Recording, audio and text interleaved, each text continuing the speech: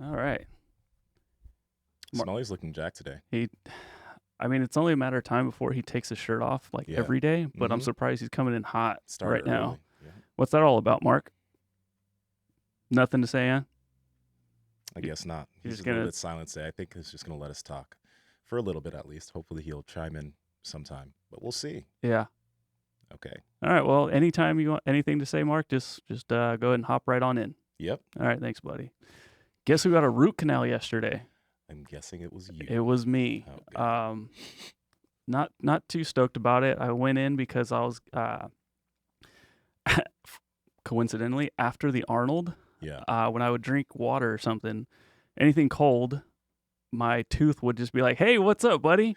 It'd be like, "Oh shit, dude! Like, why does this hurt so bad?" Right? Yeah. So I went. I made a. Well, when I say I made a dentist appointment, I said, "Hey, babe, can you schedule me for a dentist appointment? Because I don't know how to do that big kid stuff." Mm-hmm. So I went in yesterday, and he was like, "Hey, look at this filling. It's cracked. Look at this tooth. It's cracked." And this was multiple fillings and multiple teeth? So he was showing me like the main one. He's like, but then look at the top side. He's like, all your fillings are cracked. He's like, and then check out this other side. Your tooth is cracked here, here, here. I'm like, whoa. Yeah. It's like, what's that all about? And he's like, this is not due to negligence. He's like, there's something abnormal happening here. He's like, do you clench your teeth a lot?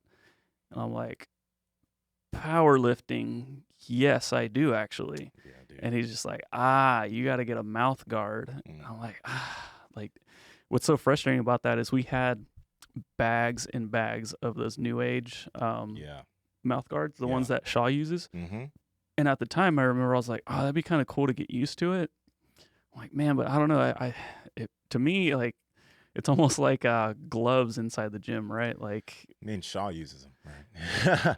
And a lot of strongmen use them. Shaw can deadlift over 1,000 pounds. Yeah, yeah. He can do whatever he wants, you know? Me, on the other hand, I was just like, I don't know if like it would make sense for me to even like, can I even produce enough force to like? Well, you are. And so now I know that I am. So I'm like, all right, cool. Well, root canals suck. So I'm going to start using a mouth guard. Yeah. Have you ever used a mouth guard? Well, for jiu-jitsu, I do. I don't use it all the time because generally, like, even when I lift, that was the thing I was going to mention, you know.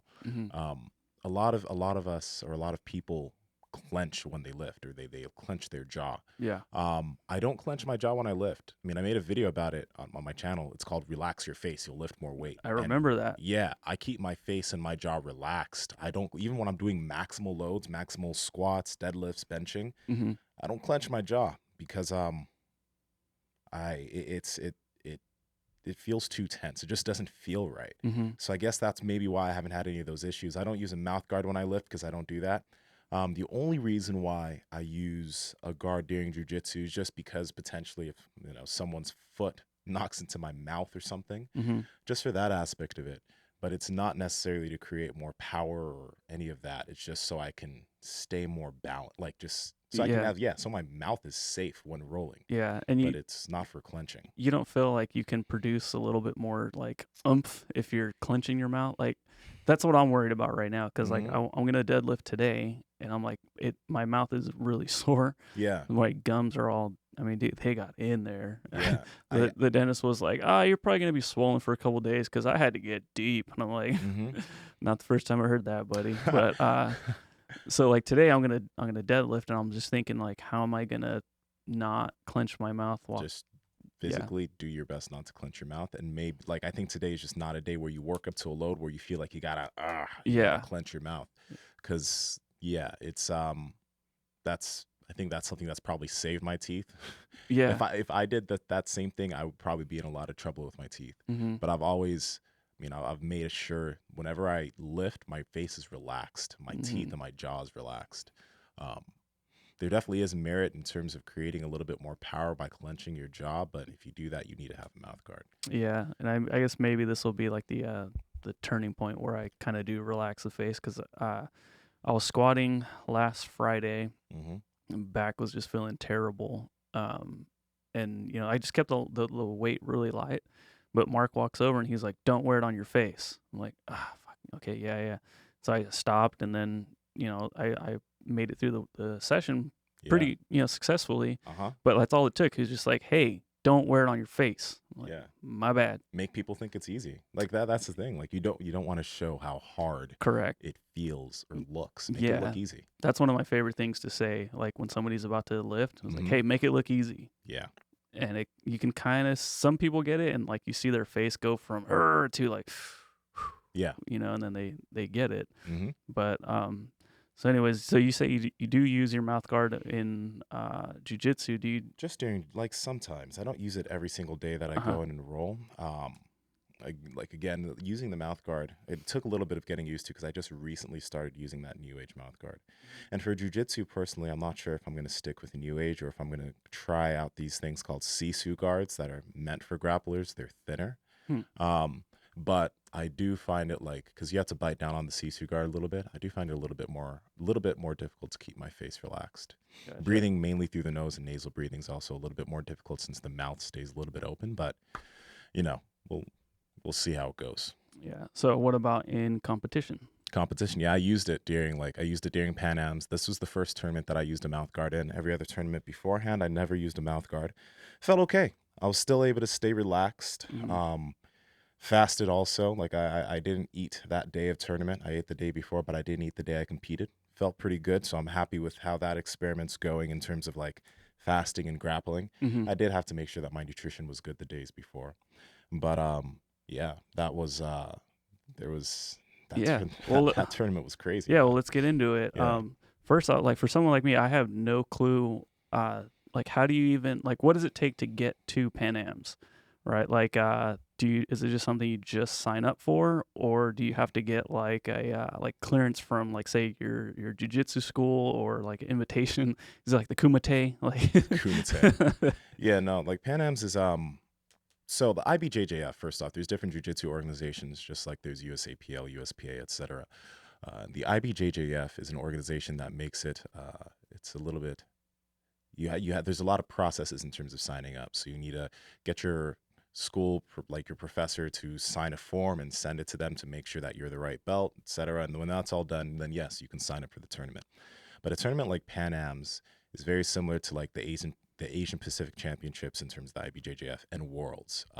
People literally come from all over the world. There are guys from France, there are guys from Europe, there are lots of guys from Brazil, because Pan-Ams is a big tournament. So you see a lot of foreign people there, or people not from the U.S., because people travel out. It's a big tournament. So that was really cool in terms of that. But in terms of signing up or whatever, there's nothing different. It's just like anything else. You sign up, you get ready, you go, you compete. And where was it? Irvine. Oh, okay. It was at UCI, in the Beren Center at UCI. So yeah. And then like cost wise, like how much does it cost to get into? It was kind of expensive. It was maybe around, I'd say, $130. If you pay early, it's like $110, $120. But I paid late, so it was $130. Of course. Yeah. But so, I mean, somebody coming from Sacramento down to Irvine plus paying over $100, like, I mean, for me, that would be like, holy shit, like I'm invested in this now. So it's not something you can literally just walk right in and do. Yeah, like, so I would say if like you're new to jiu-jitsu and you want to start doing tournaments, there's a lot of other smaller organizations to get your feet wet, like BJJ Tour, US BJJF. There's a lot of other organizations with tournaments, because the IBJJF, the way they do their tournaments is like if it's your first tournament, if you do an IBJJF and you lose your first match, that's it. Like there's no first match and you get to do like a few other matches in terms of placing. You lose one match, you're out. Wow. So that's how it was when I went to the 2018 Worlds. I lost my first match because I played like a big guy and I was out. Like I went to the bullpen is what it's called when you're waiting, and there's a screen that shows you when your next matches are. And I was waiting for like 15, 20 minutes looking for when my name would pop up on the screen. I was like, hey, so just looking for my next match. When's it going to come up? And then the guy was like, oh, did you win? I was like, no. I was, oh, you're out. I'm like, oh, really? And I'm like, I just came to Worlds, bro. Like, this is the biggest tournament. And I'm like, one match and I'm out. He's like, oh, yeah, you're out. I'm like, oh. all right. Damn. So I went outside, sat on the stairs, contemplated life. And yeah. This is what it feels like to be normal. That's what it feels like to just lose. Never felt this once before in my whole life. Nah, but that was that was the turning point. That tournament was the turning point in the way I played my game in terms of jiu-jitsu. I was still training a lot, but like that's when I switched up the way I play, because like big guys, and you'll see this a lot in the division, there's a stigma and a stereotype about ultra heavyweights and even super heavyweights. And it's because like they're usually the biggest guys in their gym. They usually like to always be on top. Okay, so there's different positions in jiu-jitsu. And there's guard. So guard is generally you're on the bottom and the individual's on top of you and you're controlling them. And then there's like, being on top, or especially like if you watch wrestling, like wrestlers, not WWE, but the sport, wrestlers don't ever like to be on their back. So it being on top, like most ultra heavyweights, the stereotype is that they'll never play guard. They'll never actually purposefully be on the bottom in the match. And when I was watching these matches this past weekend, the ultra heavyweight blue belts and the ultra heavyweight purple belts, legit, not a single guy pulled guard. Not a single dude. So the thing is like, if a big guy is rolling at his school, right? He's rolling with a bunch of smaller guys. Those smaller guys generally have to pull guard against the big guy, and he's always on top. That's why when he goes out to tournaments, all he knows is being on top. He doesn't understand it. He doesn't try and play his guard. 2018 is when I was like, okay, I got to build a guard. So when I came back and I competed here in Pan-Ams, legit, I pulled guard almost every single match. There's one match where I think we were going for takedowns and I went to pull, but somehow he ended up beneath me, but I was going to pull. I still managed to win that match, but like I pulled guard on every single guy I rolled with and it worked phenomenally. I was going to ask, so like, is there a, you said that there was like blue and purple belts. Is there like... Yeah, so like, first off, the belt system is white, blue, purple, brown, black. And I think the blue and purple belts were competing the day I was competing. And then the next day it was like brown belts and black belts. And then the last day was all black belts. So, yeah, there's weight divisions for all of the belts. But yeah, this tournament, like in terms of prep for it, there was a lot of, I did obviously a lot of the visualization that I usually do. So like beforehand, like I think, if you pause this video real quick, did you see that Rogan episode with Kamaru Usman, the guy who just won the No, UFC? not yet. I have it downloaded. I haven't been able to listen to it though. Yeah, it was really good. It was really good. But he mentioned something in that episode that I think is really powerful for people in terms of negative thoughts, because when you're getting ready for a competition, you sometimes visualize the positive aspects of what's about to happen in comp, but a lot of negative stuff happens. So you might visualize your deadlift, but there's a load that you yourself are actually like uncomfortable with inside. So you might actually visualize failing that lift. But Kamaru mentioned something. He's like, what he does is he visualizes that he's holding that thought, or the thought is there. He puts it in a box. He takes a hammer and he smashes it. So when I was like thinking of all of my matches and what I would do, there would be some negative imagery that would come up, and I visualized doing that same thing. And nice. It's actually, that's a really powerful aspect of doing that. It's like, you can have a lot of mental prep for it. Yeah. Do you think that helped you? Like, because when like what you just described, which is like, okay, if I'm gonna go for a heavy deadlift and I'm like, man, I'm not sure if I can get it, I start to get paranoid if I even think about not being able to get it. So like I run away from that thought. Yeah. Do you think that it helped like kind of calm your nerves down a little bit to be did. like, okay, cool. Yeah. It did. Because you like, first off, thoughts aren't something that you can stop, right? Like I've been trying. Yeah, but like over time, you'll get better at not thinking of things as negatively as you used to, of course. Yeah. But that doesn't really ever stop negative thoughts from creeping in. So what Kamaru was describing, literally all he was describing is being mindful that that thought is there, and then and then inside of your mind doing something to smash that thought away. So it's not like he's trying not to think about it. He's thinking about it, but he's thinking about destroying it, or thinking about, overcoming it. And that's a big deal. Rather than just focusing on the negativity of the thought, focus on beating the thought itself. you know, and that's applicable in so many other things. But I mean, I do some negative visualization every now and then, but like that itself was very beneficial in terms of my mentality as I was going into these matches. Like I still felt nervous, but we've talked about the nervous versus excitement thing. It's the same type of feeling. So I shifted that feeling, and visualizing really, really helped. So yeah. What happened on this match right here? This match, actually, if you let it play, okay, so this boy, he's corn-fed. Like, this is a 300-pounder, 310-pounder. Watch, this man is aggressive. I think he's about to throw me. So this first boom, and then, So what actually happened is here, I ended up on top of him. Like, when he took me over, I rolled right on top of him, and I think I got the points for this. That's such a bummer because, like, you see you guys fly off screen and then you come up. Like, wait, what happened? Yeah, I ended up on top, so I think I got the points for this.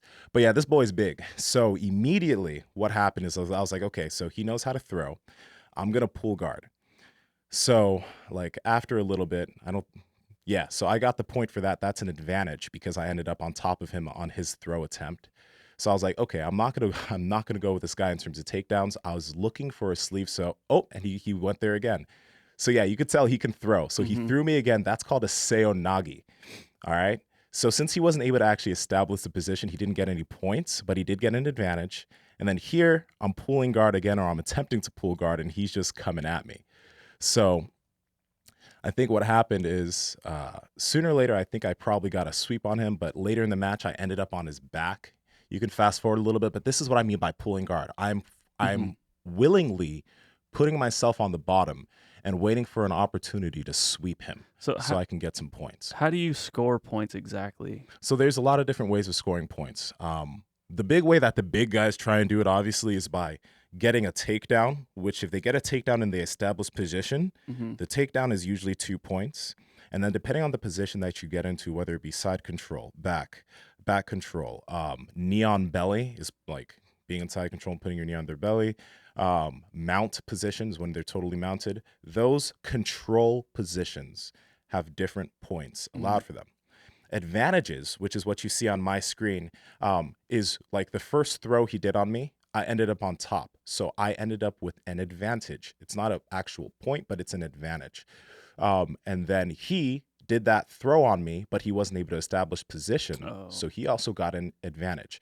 So here you see how quick this dude is? Very fast, yeah. Jesus, like for that size, the way he's like just jumping around is crazy. But like, I wonder if he's like a football player or something. No. Some of those guys are scary quick. He's an athlete. Like he played football. You can even tell just the way he does all the way he moves. He's not just some big dude. He's an athlete. But yeah, so like I was just pulling guard, waiting for an opportunity to sweep him, and that's what I'm waiting to do here. But he was a big guy, so he was hard to sweep. If you fast forward a little bit, so we don't like go through all 6 minutes, there's just like let's go through slowly. So yeah, still in guard, still waiting for him to make some mistake so I can try and like get on him, but I ended up taking his back at a certain point. So yeah, here we go. He was trying to get a takedown here, and then I ended up actually taking his back. So here, he's going to go down. Nice. Yeah. And how often in these tournaments are people like getting tapped out? Like, I don't. It really depends. It's like, it just depends on how people roll. Like, so here I got back control. So I think I'm about to get 2 or 3 points. So that getting control, that 4 points actually. That garnered 1 point right there, just getting his back. Getting his back is 4 points. If you see right there, you see that big number? That's 4. So I controlled his back, and right now I'm attempting to choke him out from the back, which is unsuccessful. But I'm far ahead in terms of points right now. So he has to go for broke. But one thing that I think was really good about all these matches, and I mentioned it before. I've mentioned the fasting and grappling. Yeah. Because of George St. Pierre. That's why I was like, okay, maybe I'll try it out. GSP was like when he's fasted and still hydrated, of course. When he's fasted, he said he feels like he's more focused, just like when you're fasting and you can work and you feel more focused. I feel much more focused when I'm grappling and fasted. What I made sure I did was the night before and 2 days before, I ate a ton of food to load my body up so that when I had to compete, I wasn't totally like just drained. Okay, watch right here. The ref calls it and I'm just like, I'm chilling. But he like, he didn't realize that we weren't supposed to be doing anything. So my he threw me gosh. down. And I'm just like, yo, dude, like we're not rolling right now. So how did you keep your composure right there? I would have been so pissed. That's the thing, though. Like that's the thing. It's the Hold reason on. like like that. I can't see shit. Yeah, Hold man. on. Let me do something real quick. Nah, like the composure aspect of it is because like I don't roll like I roll the way I lift. I don't roll angry. I don't roll with aggression. I roll being calm because that's my mode of like. Yeah, but he also looked at the. Yeah, he looked at the ref. He knew what the fuck he was doing.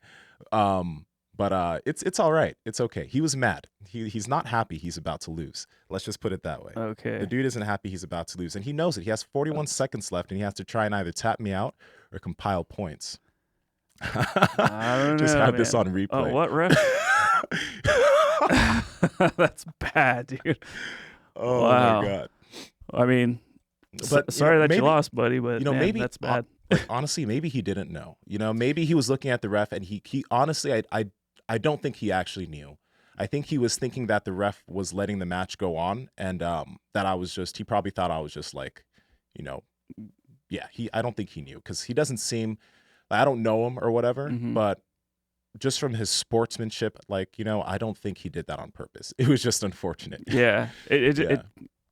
You're too nice, but it looked terrible. But I mean, again, like I've never been in a situation where I'm trying to, whatever. I'm not fighting, but you know what I mean? Like I'm trying to gain advantage over somebody, and it's like I'm about to lose. I need to do whatever it takes. Yeah. So if anyone's watching this, like on YouTube, I know like some of you guys listen, but if you're watching this video on YouTube, you'll see again what I just did there is I pulled guard again, and here he's again trying. Yeah, he's trying to take down, and then once again, I just controlled him, and I'm going towards taking his back, and the match is pretty much almost over. I think I got 2 more points for that. We'll see if they add it on the board, but this is pretty much the match. I won by points here. I wanted to submit him, but I wasn't able to. You see, nice. This dude, oh my God, I want to roll against this dude again one day, or I think Chad Wesley Smith was also in this tournament, and Chad and I are talking, and I'm going to try and go down to SoCal so we can get some rolls in, because rolling with a big, strong guy like Chad would be super beneficial for just both of us. Yeah. Him and I, to be able to roll with like people our size and our strength and getting better at handling that. It's going to help us out a lot. So I'm going to go down to SoCal before Worlds, and Chad and I are going to get some practice in. So how close were you guys to like possibly facing each other? We were in different brackets. So Chad was in Jason's bracket, and then this was my bracket. So there are 14 guys total. Chad was on the opposite side. So Chad faced Jason and ended up losing. And then my match after was with Jason. But I beat everybody in my bracket, and Jason beat everybody in his bracket, including Chad. Just a quick note on Chad, though. Chad, for this being his first Pan-Ams, and for being a fresh blue belt, he did phenomenal. Yeah. Like he's quick, he's strong. I mean, he does play the big guy game in terms of, like, I saw that, like, he's strong enough to always get the takedown. But we're all developing our jiu-jitsu. Like, I'm developing my guard, and I'm developing all these different aspects of my jiu-jitsu, and we're still all developing. But, like, man, Chad is going to be insane as he just continues to get more. He's getting some wrestling experience now, so he's making his takedown game even better. But I'll try to find some footage of him too. Yeah, he's also on Flow Grappling. Okay. You could look up his match with Jason. Chad, just type in Chad Wesley Smith on Flow Grappling. Gotcha. And then you'll see his match with Jason, because something controversial happened during that match also. That is once I figure out how to spell Wesley Smith. Yeah, that's true. So in the meantime, so what about this match right here? So that was Worlds last year. Oh, my bad. Wrong actually, no. If let's play a little bit of this match. We can actually just like kind of buffer through this match. We don't have to play the whole thing, but just so you can see how, like, why I changed my game. This right here, this is Worlds 2018. This is typical big guy game. So this is what you see in the ultra heavyweights. Both guys are trying to, both guys are just like trying to get the takedown. I'm not pulling guard here. I pulled guard at the very, very end because, like, I couldn't get a takedown here. I ended up losing by points. But neither of us, me or this guy, were trying to pull guard. We were just trying to end up on top. And then this is when I was like, okay, I can't play this game, or I can play the game like a big guy, but my development's going to be stalled. I need to learn how to do jiu-jitsu like a small guy does jiu-jitsu. That's literally the way I play my jiu-jitsu now. I do it like a small guy would. I pull guard, I go from the bottom, I try to get a sweep, or I try to submit them from the bottom, but I don't like just stand the whole time and play big man jiu-jitsu, because there's a reason why a lot of smaller individuals beat big guys, and it's because they actually work on their jiu-jitsu. One thing I did notice is that like big man jiu-jitsu at this tournament was just like very it seems very lazy. just be real. So honestly, like if you're watching this video, you'll see that this is legit how the whole match looked. We just went for takedowns, and at the very end I pulled guard, but it was too late and I lost by points. So yeah, this is when I was like, I shifted the whole way I play my game in terms of jiu-jitsu. Yeah. So who was the person that Chad went against? Because I can't find anything for... Type in Jason Shirley. There we go. Jason Shirley's the guy that beat me and got first place. Chad went against Jason. And we can look at that match real quick, and then we can look at my second match where I submitted the opponent. Jason what? Shirley. Shirley. Jason Shirley. Yeah, our internet's super good right now, so... Good. There we go. You're joking. 100%. Oh, okay. Yeah, I keep getting just the main. Here, let me turn this one off. But when we see what happened with Chad, we like every single sport. There's going to be always the aspect of reffing. You know what I mean? And it sucks that like when you lose, you lose. I do like this sport in the fact that like there's a black and white aspect to it. If you submit your opponent, you win. There's nothing against that. But sometimes when it comes to point jiu-jitsu, like it is at Worlds and these other tournaments, sometimes stupid things can happen. Is Chad's up yet, or still hard to find? I'm trying to find it. I don't see. Well, if not, we can just always just go to the second match. Okay, let's go to that for now while I find it. Yeah. Where did that one go now? It was against you and Alfonso Bruno? I think Alfonso Bruno. Okay. Let's see. Hopefully this is the one. I think I submitted this one. Or I armbarred this guy towards the end. Gotcha. But if this is the guy I'm thinking of, man, the ultra heavyweights are funny. The first thing I noticed about this dude is like, dang, this man has some big hands. Before every match you shake your opponent. Yep. Before every match you shake your opponent's hand. I'm like, God dang, this man has some big old hands. But Alfonso, this guy was definitely either he just knew good takedowns or he was a wrestler. Because immediately he started going for takedowns, and he just kept patting my head to try and distract me. So what I do here, and what I did for a lot of this match in terms of not getting taken down, it's sprawling. I'm pretty damn quick on the sprawl, so that's why people find it difficult to grab my legs. And yeah, you saw that.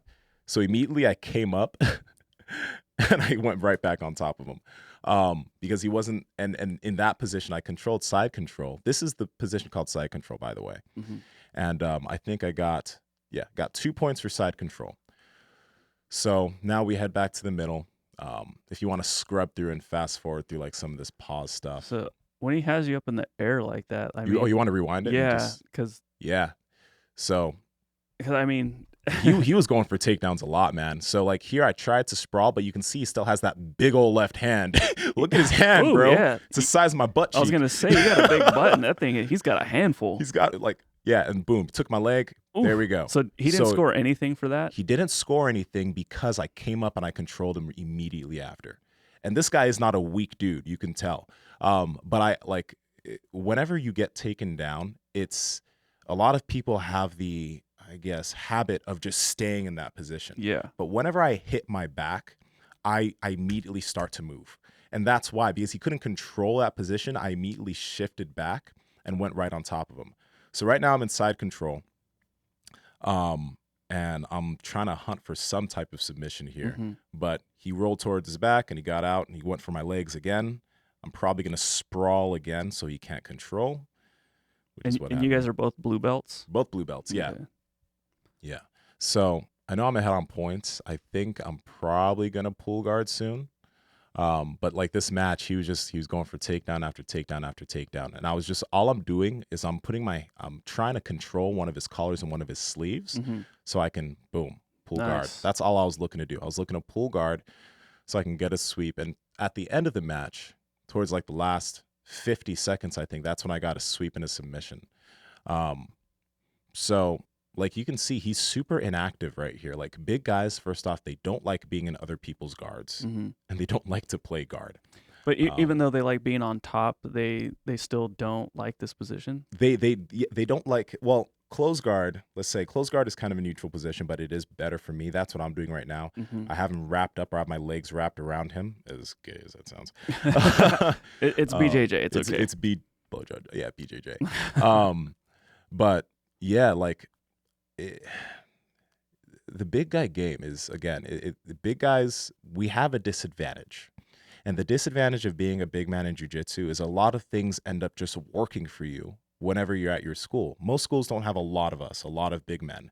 So they have to roll against people that are much smaller and some people that are a lot weaker than them. So they can get away with a lot of things, but those things don't end up working when they have to actually roll against somebody their size.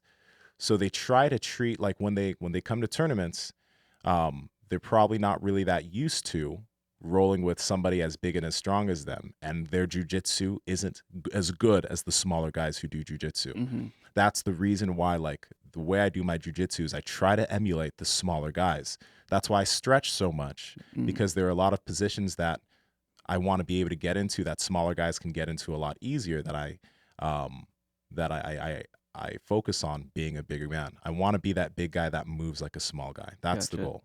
And then is the ref right there looking at your foot position to see if you're like almost out of bounds? Is there a boundaries? Or? That yellow is a boundary, but like if we're still active, like I just sprawled, he's not going to call it unless we both end up out of bounds. So here again, he's going for that takedown. Dude, nice defense. That was good. Yeah, like it's just because he got pretty low on you. I thought he was going to get you, but I guess that's like that strength right there. That really. Yeah, it's hard to control the hips. It's really hard to control the hips. Yeah.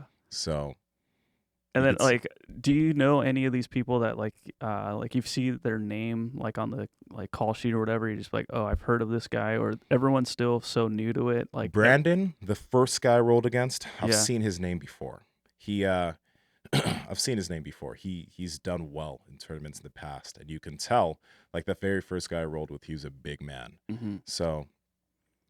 Yeah. Yeah, and is anybody from Cassio's school with you, or are you just rolling solo? Yeah, actually, there's some people on the sideline. Julian and Jolene, they're a couple at our gym. Julian is this brown belt who's like 170. He's pretty strong, but he's like one of the toughest people that I roll with.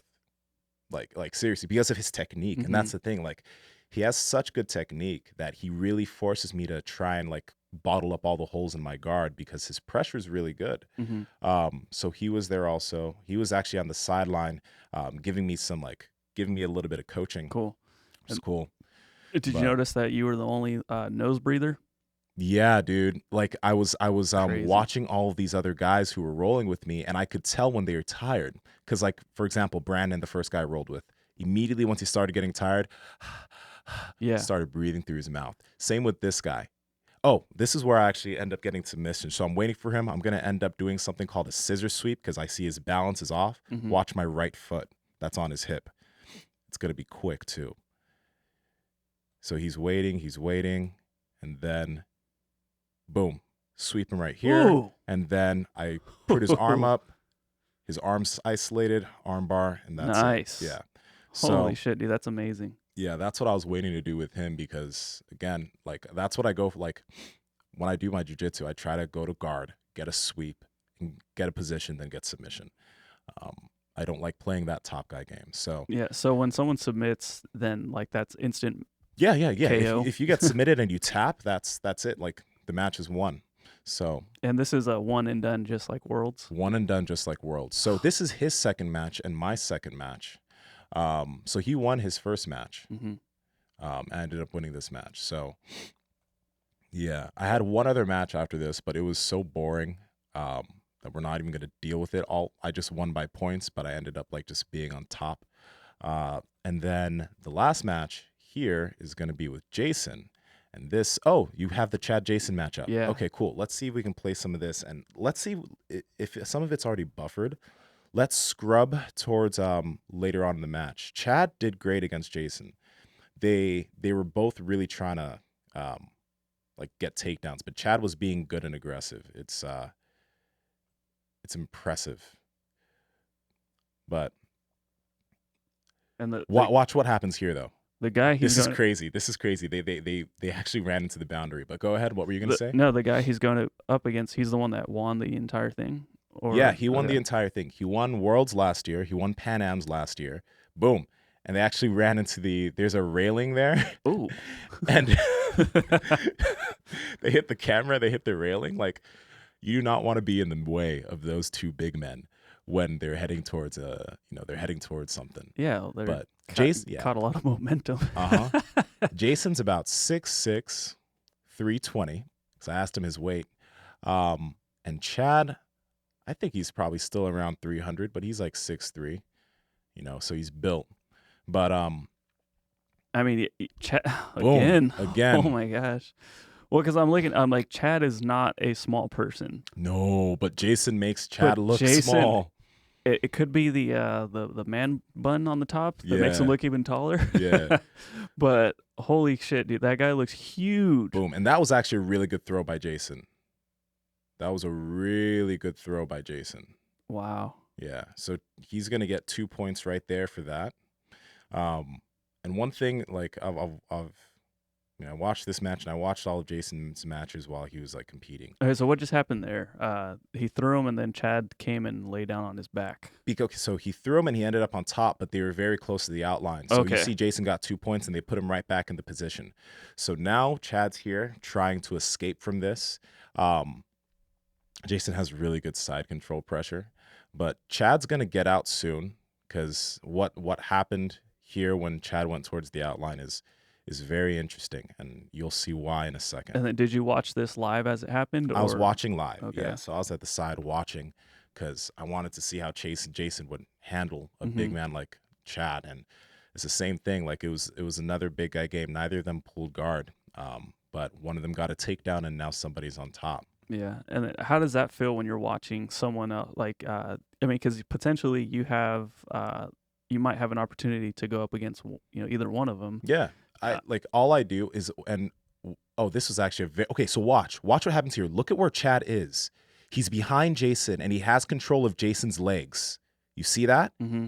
He's behind Jason. Now look what the hell this ref does when they bring him back to the middle. It's really weird. Controversy. Yeah, because first off, Jason should be facing the other way. But watch where they put Jason. We'll just wait for a second. You'll see. They have Chad come right in front of Jason.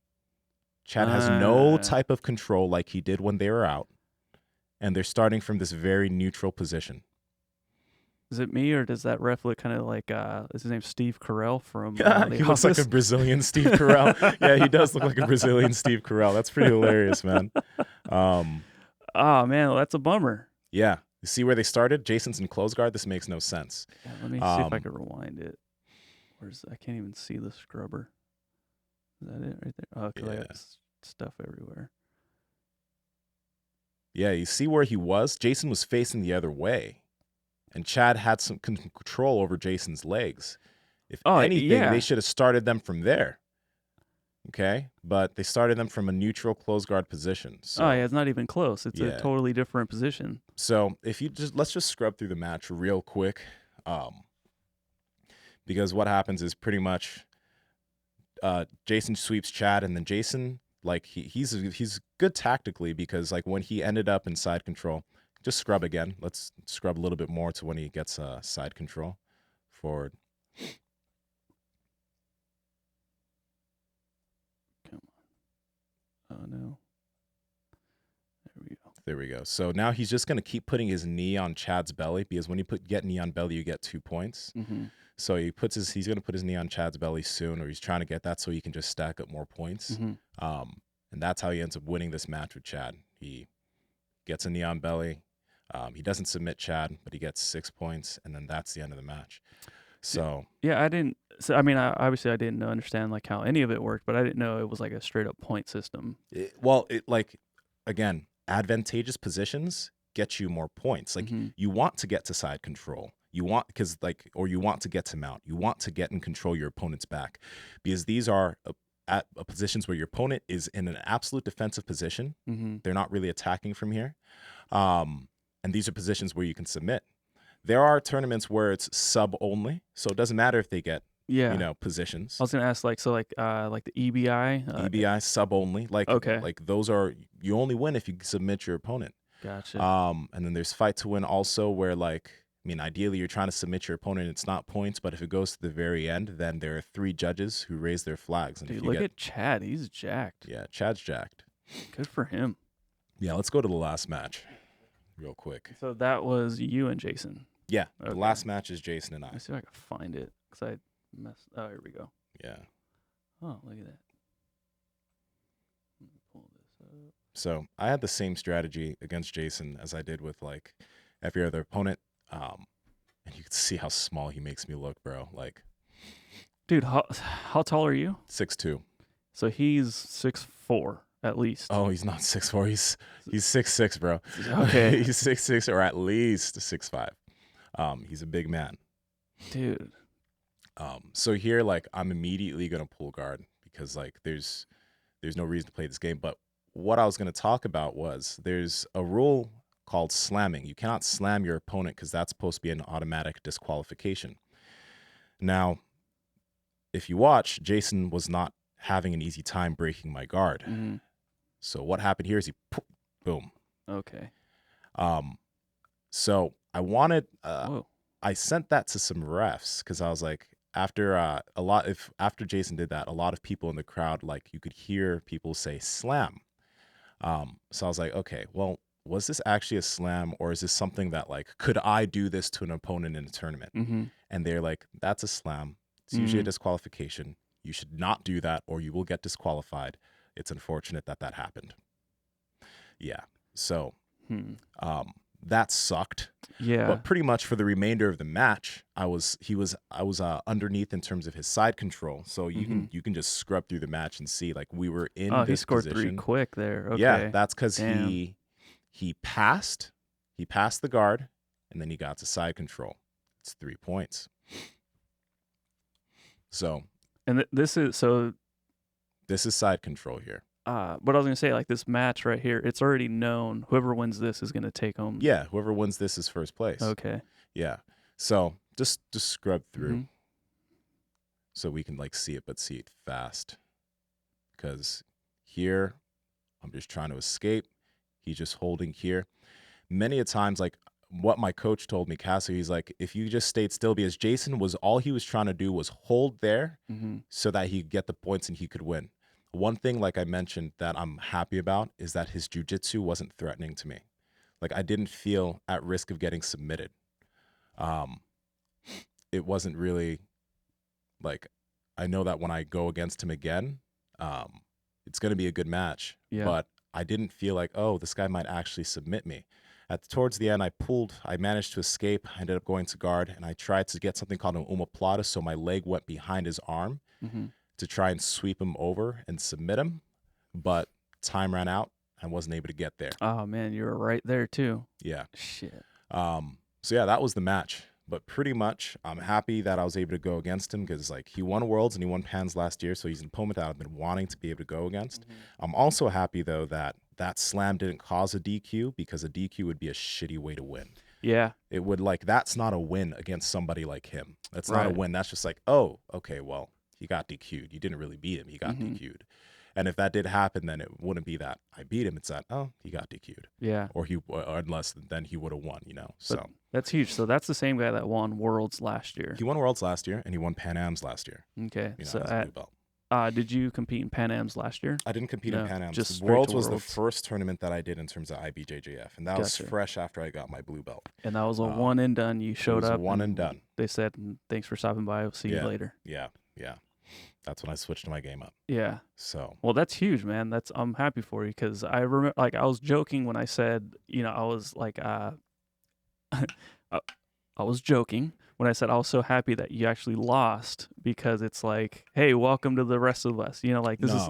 But quite seriously, in actuality, it's like it's very good that I lost. Yeah, it changed everything up for you. So like that's huge. It's really good that I lost that. Like it's funny when a lot of people look back at like certain things that were bad that happened. A lot of people are like, I wouldn't have changed that for the world. That made a absolutely. Big difference. And Worlds last year was something that again. It just totally changed the way I look at the way I do my jiu-jitsu because I mean, at that point I was still tapping a lot of people at like where I roll, you know what I mean? But it forced me to be like, okay, I'm going to start rolling like a little guy. I'm going to really downgrade in terms of the amount of strength that I use when I roll. And I'm going to just focus on becoming more limber, working guard, and playing the game like somebody that's 60, 70, 80 pounds lighter than me. Yeah. Worked out well. Very happy. And that's how I continue to train. Yeah. I know you gotta get going pretty soon here. Yeah. Real quick though, did you see that McGregor says he's retired from he's UFC? Not retired. So that's what I was thinking. It was another power play because I guess Dana White said that it's always like a pain in the butt to deal with McGregor and this and that. So I guess what it came down to was on the same card, it was going to be a heavyweight title. Yeah. And Conor McGregor against Cowboy Cerrone. So McGregor's like, I'm the main event. Have the heavyweight title be the co-main event. And Dana White's like, no, dude, like we've tried that in the past. It doesn't work. We need to have the championship fight be the main event. You're the co. And he's like, all right, well, I'm retiring. So, hey, like honestly, with McGregor, you have to, you gotta do what he says. Right. So that's what happens when you give someone a little bit too much power. So what McGregor ended up saying was like, okay, fine, I'll fight if you give me a stake in the UFC. Dana White was like, no chance in hell. Yeah. See you later. Now, this is all from reports of hearsay type of thing, but where there's smoke, there's fire. Yeah. I just want to see him fight Diaz again. That's what I want. I don't care about Cerrone. I don't care about like any titles. I just want to see. I want him to fight Habib again. And I want to fight Habib. Yeah. All right, dude. Well, give me location. For reals. Seriously, yeah. Send me location. Take it. Dude, that'd be sick. All right, Nsima, if anybody has any BJJ questions, where can they find you? Find me on Nsima Inyang on Instagram and YouTube's. Yeah, that's where you can find me. Cool. My name, Nsima Inyang. There you go. And I don't know if you guys want to tell me that I shouldn't have a microphone or anything like that. You can hit me up on Instagram at IamAndrewZ. Mark, anything else you got to say? This is Mark Bell from Super Training Gym, the strongest gym in the West. See you later. That's not what he says at all.